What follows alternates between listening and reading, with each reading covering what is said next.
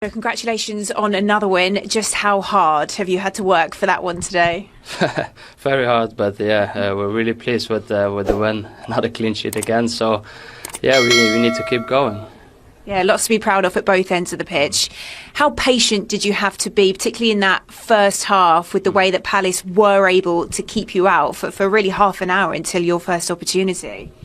Yeah, indeed. I think lately it has been like that. We just need to keep patient throughout the whole game, because we can score any time. But yeah, they try to adapt to us as well, and that's what we did today. We created some more chances in the second half. We had, it would be nice if we would have put the game to bed, but we battled until the end, and those are sweet as well. The breakthrough coming from a set piece again. It feels as if there's a tension in the Emirates now in dead ball situations, certainly in the crowd. Do you feel it as players on the pitch, that expectation? Yeah, a little bit, but we are excited as well. When we get a set piece, we know we can score, so it's an opportunity for us to get a goal. So we work a lot on it, and yeah, it pays off.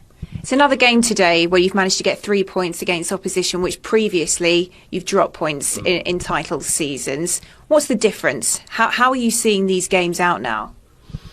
It's hard to put a finger on it, but I think every year you just learn more and more, and this year we're so strong, especially defensively as well. The whole team works really hard, and then on the other hand we put the game to bed, whether it's a set piece or an open play goal, doesn't matter to us. We just want to win games, and it's another win. Does it feel like you're laying the foundations for something pretty special here this year? Yeah, let's hope. We want to win every game, and we approach every game the same way, so that's how we need to continue. All right, congratulations, well done today. Thank you very much. Thank you. When Leandro Trossard says, when we get a set piece, we're confident we can score, might be something of an understatement we get at the moment for Arsenal. Absolutely. I mean, you start to then think, as a player and as an attacking player, we don't necessarily need to be as exact and actually create a chance anymore, get an assist, score. We can play for set pieces. The scope of what you can then achieve when you're in possession of the ball just becomes so much bigger, and obviously then you're getting the big guys off the back. The delivery is always excellent, but put that together with we just saw the run of the last 7 games. All victories, only 1 goal conceded in that. So you put both of those together, they're strong at both ends of the pitch, and everything's going their way at the moment. Only Nick Voltemada in those 7 games has managed to score a goal against them. It was 2.5 games before they even had a shot against them till the second half there. I mean, they're just so hard to try and break down. But yeah, they're so stingy. But it's not only their back 5 I talked about before the game of thinking they're the best in the league. Well, I look at Timber again today. He's got everything. I mean, it's just so powerful. He's quick. He's good on the ball. He tucks round. He's a leader. Saliba comes off injured there today. Looks like they're trying to protect a little injury from him. Mascara comes on. Looks like it's a seamless transition. He just comes on, does the job. Calafiori comes off. They make changes, and they're able to cope. Declan Rice comes off with a little injury. I think he was carrying an ankle injury from the first half. But if he can't make the next game, there's no dramas anymore because of the squad that they've built. Look, every team wants to, play expansive football, put a load of passes together and open teams up and score from open play. But you can't always do it, especially when teams sit on a low block, like Palace did today. Palace were going nowhere. They were quite happy just to suffer out of possession and try and score on a counter-attack. They're a threat. We know they're a threat because they're a side they're party poopers. Wherever they go, they cause a problem. But Arsenal just don't panic, and they just think, we might have to score from different means today. It might not be pretty, but we need maximum points already. We're at home, and they don't panic. And I think they've got that calmness and belief that eventually they will score. If they don't score from the first header, the first contact on their set pieces, everyone knows from fine detail where they need to be when that ball might drop, and that's exactly what Eze did.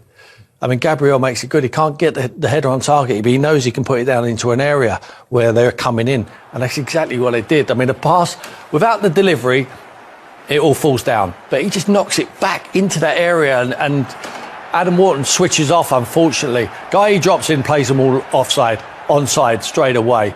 And he just knocks it down into that area, and Eze just steals the march on Adam Wharton and finishes it brilliantly. The technique to keep that down is fantastic. Yeah, I always feel Arsenal are on the move in those areas as well. Their movement is great, but they're also, they all know their particular jobs. The delivery is excellent. The big guys attack a certain area, and the smaller guys are then anticipating where the ball might land, where it might go to, and on that occasion, Eze is quickest to it and a brilliant finish. That was probably Crystal Palace's fans' worst nightmare this morning, that he hadn't scored yet in the Premier League for Arsenal. He was going to do it today against Palace. Yeah, I mean, he owes a lot to Crystal Palace. They're the club what made him. He's had an opportunity, built up at Queen's Park Rangers, and he wanted to play in the Premier League. Palace took him. He was very good for them, but they were also good for... he showed the respect when he celebrated there, but he's got to move what he wanted. He was already a hero before he goes to Arsenal, because it's... the analogy I use, it was like Tottenham have got a Christmas present on New Year's Eve under the tree, and when they get down in the morning, it's gone. And he's gone to your best friend. And like Arsenal, it was horrendous. But for the Arsenal fan, it was amazing news. And he's an incredible player. What a player that kid is, because he doesn't have to settle. Leon touched on it. The boy's played hundreds of games in the Premier League at top level. He knows the transition was easy. Going in and around the quality players what Arsenal have as well. It was just an easy transition for him, but to steal him from Tottenham like they did was just disgusting. And this goal, as Tim says, wasn't celebrated, and he got a standing ovation from both sets of supporters. What they don't need for Christmas is any more defensive reinforcement, because look at the numbers, Leon. The first in absolutely everything in terms of those defensive foundations. Yeah, and that just doesn't fall into place. That is recruitment, getting the right players, getting depth within that, but also then hours spent on the coaching pitch, hours spent working as a team, understanding exactly how the manager wants you to defend in each and individual situation. So you can see how hard they are working. And when you do that in training, quite often, Tim will tell you, when you're getting put through your paces at training, if the results aren't on the pitch, you start to lose belief and lose sort of, real belief in that the manager's ideas are going to work. But actually, at the moment, everything that they seem to be doing, set pieces, defensive situations, creating opportunities, all seems to be working. And then you can really buy into what the manager's asking you every time he asks you to do something different. Absolutely right. I mean, to highlight that, 11 goals they've scored from set pieces. If they haven't scored 11 goals, the players are turning, they're asking questions why they're doing 3 hours a week on set plays. They're not asking any questions now, because they know if they're not flying, if they're not scoring from open play, there's always a chance. The size of the players, the strength of them as well. But the delivery is absolutely spot on. But it's diligent on the work, on the TV screen, the analysis, and on the field. Mikel's got it all going for him at the moment. 10 clean sheets as well. They're kept in 13 games in all competitions. So with Arsenal at home today, Manchester City. And you say, we're going to do one hand up going near post, 2 hands up when he goes to the back post, whatever it is. Now, 3 hours a week. Can you imagine? Well, that's borne out by the fact Arsenal have only scored a third of their league goals this season in open play. Yeah, well, it just shows you. I mean, some teams sit back against them. It's really difficult to break down the block, so they have to find a different way. But if they score, there's no way stopping. When the delivery is on the money, like it is most of the time, I mean, delivery is incredible, and they score, the teams have to have a plan B, and then they have to come out, and then they can open them up from open play.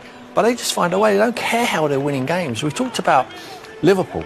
You'll never hear Mikel talking about another team the way they're imposing themselves on them. Then, they go long balls. He's used to the Premier League now. He knows what it's all about. Arne Slot last year must have thought, what's all the fuss about? This is so easy, because they just strolled it. This year, people have found them out a little bit and say, you know what, they might not like the long throws in there. They might not like a direct play. We might have to sit deep against them. You can't keep going in front of the camera afterwards and say, it was a low block against us, or we didn't like the long throws, or it was a little bit direct. All of a sudden, if you're in the opposite dressing room, you're like, that's Andy, you don't like it. Mikel's not saying that. He's learned. He's got everything now. He's got all the experience going for him. He's got the strength in depth going for him. He's got the flexibility of his team where they can play on the front foot. They can go toe-to-toe on a football match. They can go and get it off their goalkeeper, or they can go direct, or they can have a fight. They will beat you all ends up. They've got the strength better than any team in the league at the moment, and they've got a manager with the experience. And what he has got is Crystal Palace's best player from last season in Chiesa today. It must be a strange first feeling for him. First time he's played against Palace, but he's the Arsenal fan. He got his wish, and he's found his feet nicely at Arsenal. He has exactly what Mikel Arteta would have hoped for. I mean, we've talked about signings. Some people needing a moment to settle in.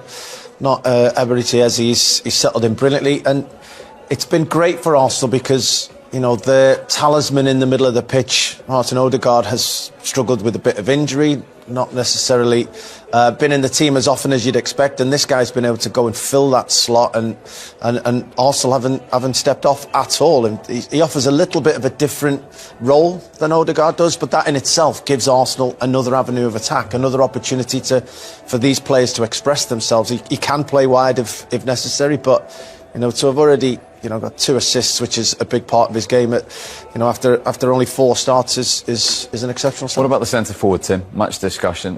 Big 2 goals from him in the week in the Champions League against Atletico, but his all-round play, how has that altered, improved the way Arsenal are playing? I really like him, Steve. I think he's a physical presence. I think he occupies the centre-backs. He creates space for the 10s, like the Ezes of this world, or Odegaard when he's playing, or Saka to come into them little pockets. I really like him. I think he threatens in behind. He will score goals. He will get on a run. He'll get more confidence. The goals in midweek would have helped his confidence. The team look like they're playing towards him. He will make a difference. The team that the games they were drawing against the lesser sides last season and the season before, he will be the difference in them games. He will score the goals when they're not playing that well. I really like him. I admire him. I think he knows English football, but he knows the Championship. He went to Portugal. His goal-scoring record was fantastic, hence why now he's at Arsenal. I think he'll be a success. I don't worry about him. OK, well, one of those goals that Tim was talking about that we were drawing was this fixture against Palace last season.